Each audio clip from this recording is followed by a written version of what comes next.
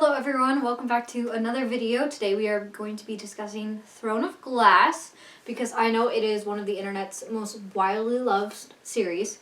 And so I've read the first 3 books. I'm counting the Assassin's Blade. So I read the Assassin's Blade, Throne of Glass, and what, Crown of Midnight is it? Yeah, I read Crown of Midnight. Had to check my bookshelf. And I've been in the middle of Heir of Fire for a good, like week and a half, 2 weeks. But I have 100 pages left. So right now, I'm done with all the school I want to do right now. I need a break. So I'm just going to film me reading the last 100 pages of this book. And then we're going to sit and we're going to discuss the first 4 books. And probably I'll do a part 2. Or I might just make this one video where I read the other books. We'll see. We'll see how I feel. So I'm going to start this one, finish up the last 100 pages, and I'll see you in a bit. All right.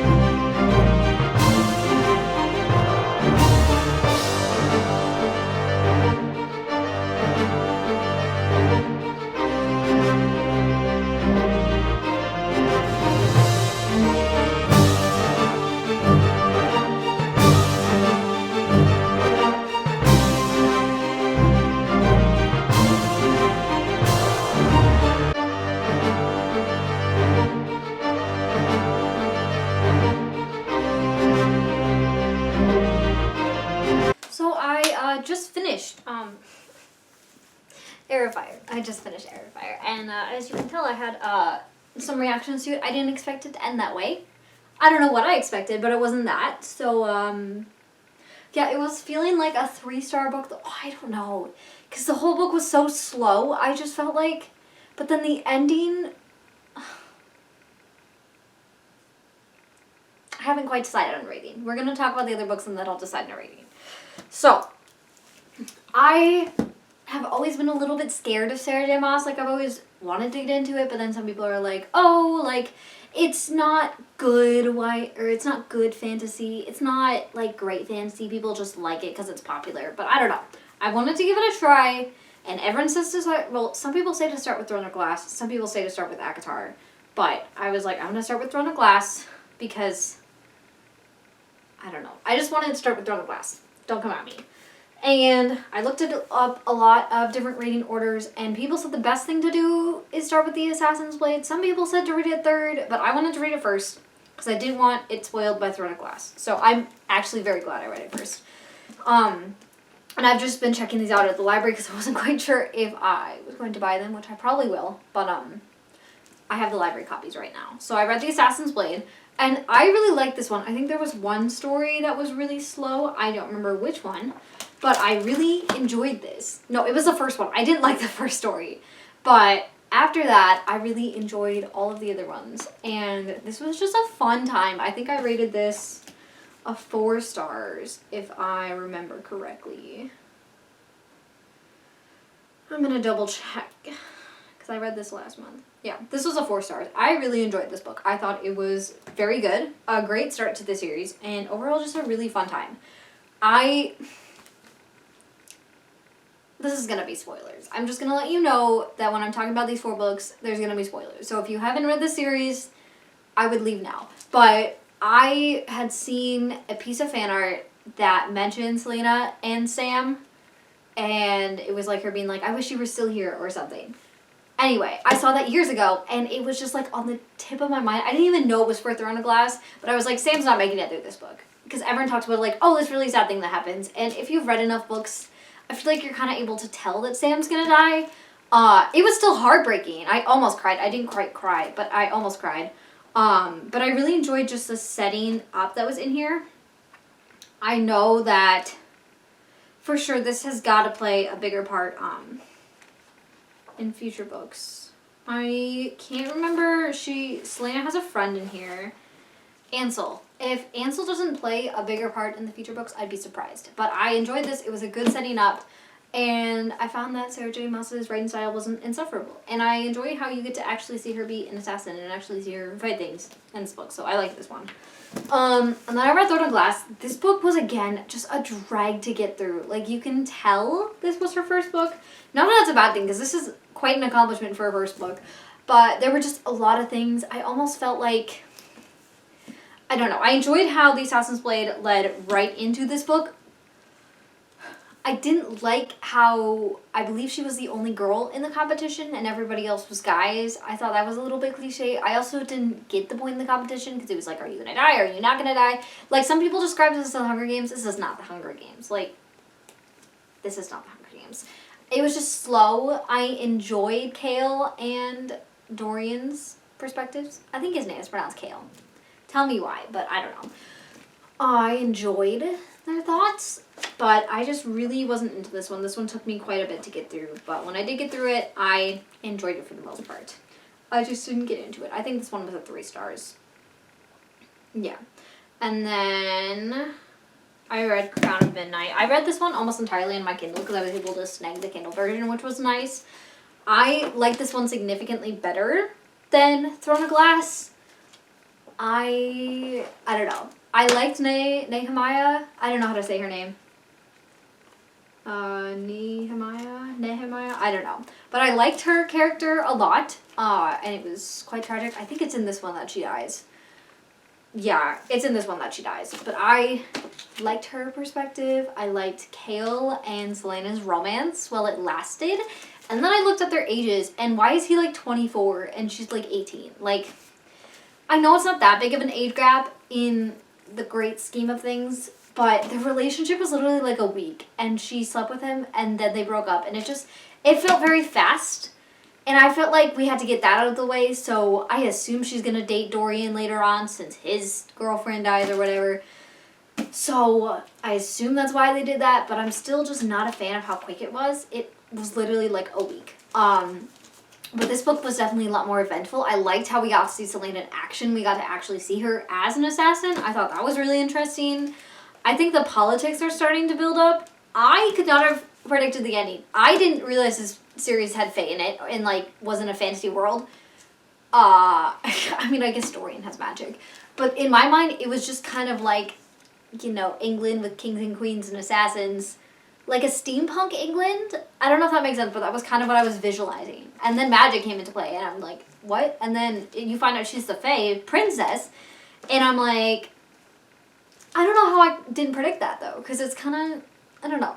But I just didn't get it. But I enjoyed this one a lot more. I think that I gave this one another 4 stars. And then I needed to take a break from Throwing the Glass for a bit. So I read a bunch of other books. And then I finally got started on Air of Fire. And this book just took me forever to get through. It's not even that long. It's what, like 562 pages. But this, literally until, I think like yesterday, I had been 150 pages into this book for forever. And I just... Every time I picked it up, I didn't know where to begin. I was just, it's a thick book. It doesn't look that thick, I feel like. And so I was like, oh, I'll fly through this one. But it just took me forever because it feels like it's a lot of you go to Dorian and Kale. And Kale misses Selena. And Dorian has this new romance, which I enjoyed. And then you have Adion? I'm going to say it Adion. Then you have Adion, who... is just living his best life and also trying to figure out things with Kale. And then you have like the random witch, Manon, whatever her name is. I didn't like any of her chapters. I hope she plays a smaller role. I don't know. I just didn't like her perspective. I just couldn't get on board with it. I didn't understand, like I understood the connection to the witches because that was in Air of Fire where like Dorian goes and talks to one of them. Sorry, my dad came in, but where was I? I didn't like Manon's perspective. I understood the connection, but I just kind of found myself skimming her chapters a little bit because I'm like, oh, she's getting a wyvern, or however you say them. The dragon-like creatures that aren't dragons. Wyvern. Y'all, you just need to understand. I'm not good at pronouncing things. Like, I had to look up how to pronounce all their names. But I just didn't like her perspective. I just didn't. And then Selena was just training with... Why can't I remember his name? I just finished this book, you guys. I just finished this book.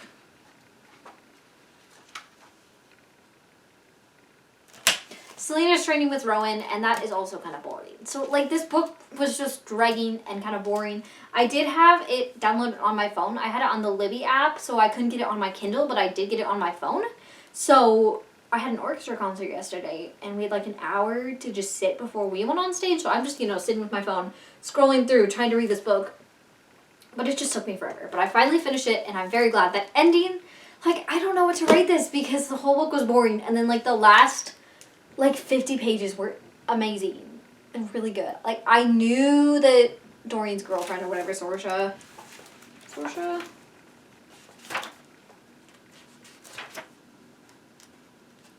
Yeah, Sorsha. I'm gonna be honest, I'm just gonna say names however I want to. Like I knew Sorsha was gonna die. I don't exactly know if Adion died or not. Or if Dorian, I assume Dorian did not die. I know Kale escaped. So we'll see. I'm excited to get into Queen of Shadows, but it's so thick. But I'm hoping it's more interesting. I've heard people love Queen of Shadows, so I'm actually very excited to get into that soon. But I'm glad to be done with book 4. I'm enjoying this series. I am growing to like the characters more. But sometimes, like, it just switches in the middle of chapters to another person's perspective, and I'm like, wait, where are we? Like, what's going on? Or they don't say the person's name right away, and I think we're in, like, Kale's head, and then I find out we're in Selena's, and I'm like, oh, never mind. Let me, like, refresh my mind. So that's the one thing I would say. But it is definitely getting better as it's going on. I think this is either going to be a 4 or a 4.5. I'm going to sit on it. My dad and I are going to go run 6 miles right now, so I'll think about it while we're doing that. I hope you all have a great rest of your day. I hope you enjoyed hearing me talk about Throne Glass. Let me know in the comments below if you have any questions on my thoughts or opinions. I really am enjoying the series. I'm excited to continue, and hopefully I'll see you in part 2 where I'm going to vlog a decent amount of me reading Queen of Shadows, and then tandem reading, and then Kingdom of Ash. So I'm excited about that. Excited to give the rest of my life to this series. So, yep, leave a like, comment, subscribe, and I'll see you guys next time. Bye!